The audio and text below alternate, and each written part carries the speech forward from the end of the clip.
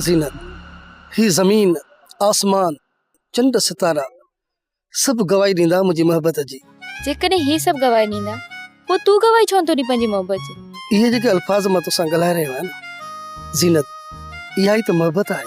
Soda, मां बि तोसां मोहब्बत कंदी आहियां, पर लोक जी नज़रनि खां ऐं ताननि खां डिॼंदी आहियां। किथे बदनामी न थी वञे, पोइ त मुंहिंजो घर खां ॿाहिरि निकिरण बि मुश्किल थी वेंदो।